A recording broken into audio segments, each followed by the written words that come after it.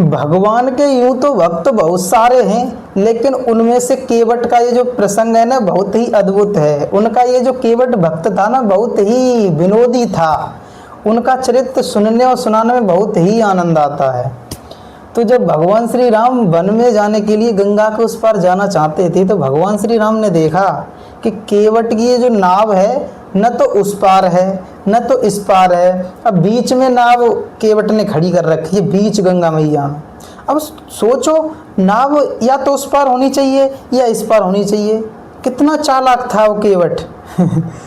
उसको पता था कि भगवान आ रहे हैं, तीनों लोकों के स्वामी भगवान आ रहे हैं, तो आएंगे तो मेरी नाव में आते ही बैठ जाएंगे। कम से कम मैं अगर बीच में नाव रखूंगा तो मुझसे पूछेंगे तो उसको पता था। तो बीच में नाव जानबूझकर केवट ने कर रखी थी। और भगवान श्री राम बोले, अरे केवट भैया, अरे देखो ना हमको उस पार जाना है, नाव को किनारे लो ना। तो भगवान श्री राम केवट से कह रहे हैं, जब नाव मांग रहे हैं भगवान श्री राम केवट से, तो मांगी नाव न केवट आना, कही है तुम्हार मरम मैं जाना।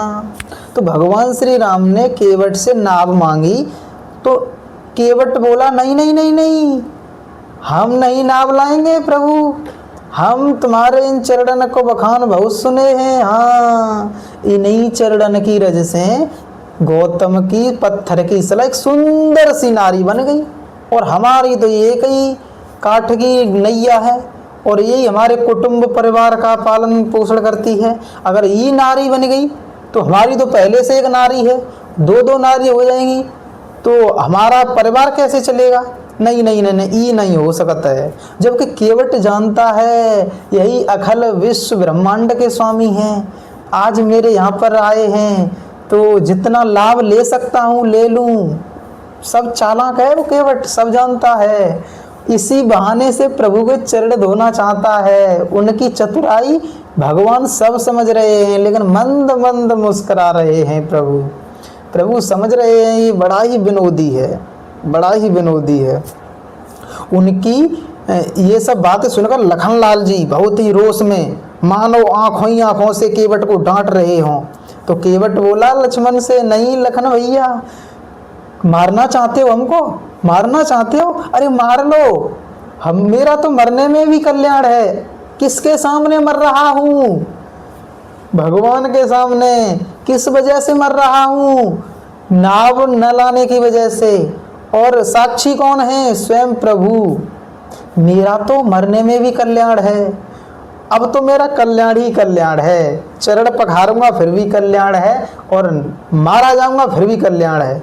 तो लक्ष्मण मन ही मन में सोचने लगे, ये तो बड़ा ही विनोदी है।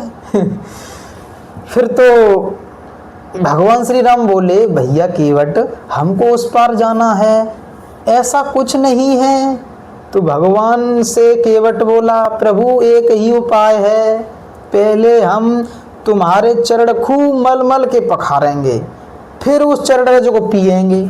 अगर हमको कुछ हुआ और जिस कठौते में हमने चरण धोए वो उस कठौते को कुछ हुआ तो नहीं हम तुमको गंगा पार उतारेंगे, अगर कुछ नहीं हुआ तो हम गंगा पार उतारेंगे।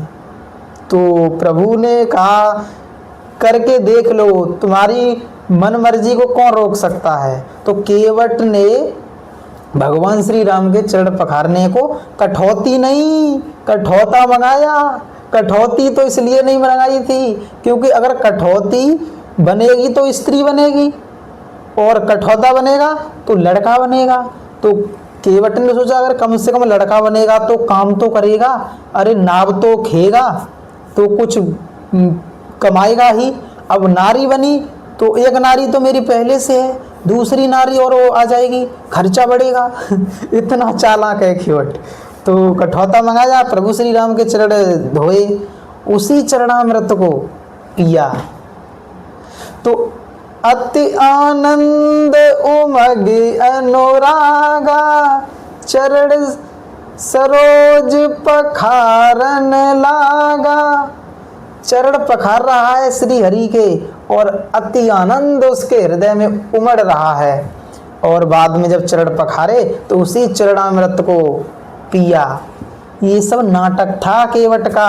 असली उसका जो उद्देश्य था उसका तो यही था कि मेरे द्वार पर, मेरे यहाँ पर भगवान श्री हरि आए हैं, इनके चरण, जो ऋषि मुनि महान तपस्वी हजारों वर्ष तक तपस्या करके इन चरणों की रज नहीं प्राप्त कर सकते, आज मेरे यहाँ पर प्रभु आए हैं, मैं ऐसा अवसर कैसे छोड़ दूं। उसने सहज ही प्रेम भक्ति के द्वारा भगवान अपने में रिझा लिए और उनके चरणामृत उसने पान किया। अब तो आनंदमय, जैसे कि मानो वो समझ रहा हो कि मैं धन्य हो गया, कृतार्थ हो गया, मेरे जन्म जन्म सफल हो गई। फिर तो प्रभु के चरण रज पीने से ही केवट के पितरों को भी मोक्ष मिल गया तुरंत। अब तो केवट ने भगवान श्री राम से कहा, चलिए प्रभु, अब हम आपको निसंकोच आपको गंगा पार उतार देंगे। अब तो माता सीता और लक्ष्मण सहित भगवान श्री राम नैया पर बैठे हैं। ओहो, क्या भाग्य है केवट का। केवट रे बड़ भागी तोरी नैया, बड़ भागी तोरी नैया, आज तोरी नैया में विराजे भवसागर के खिवैया, बड़ भागी तोरी नैया। कितनी भाग्यशाली है नैया, है। तो भगवान को जब उस पार उतारा केवट ने, तो भगवान श्री राम ने सोचा, केवट देखो भगवान की, हमारे जो श्री हरि भगवान हैं उनकी आदत देखो, हमारे भगवान के जो मर्म है कोई नहीं जान सकता उसको। सब कुछ देने के बाद भी देखो भगवान ने केवट को सब कुछ दे दिया। उसी वक्त जिस वक्त केवट ने उनके चरण रज स्पर्श की, उनको चरण रज पिया, उसी वक्त केवट को सब कुछ दे दिया था। उसके पितरों को सब कुछ मोक्ष मिल गया था, भगवत प्राप्ति हो गई थी, और केवट का भी कल्याण उसी वक्त हो गया था। सब कुछ देने के बाद भी प्रभु सोच रहे हैं, अरे केवट ने मुझे पार उतारा, अभी मैंने कुछ दिया ही नहीं है। सब कुछ देने के बाद भी मेरे प्रभु कह रहे हैं, अरे मैंने कुछ दिया नहीं केवट को। ऐसे हैं मेरे प्रभु। तो प्रभु सोच रहे हैं क्या दूं। तो माता सीता ने मुद्री दी, एक मुद्रिका दी, तो वो मुद्रिका देने लगे श्री भगवान। तो केवट कहने लगा, नहीं प्रभु, अब कछुनाथ न चाहिए मोरे, दीन दयाल अनुग्रह तोरे।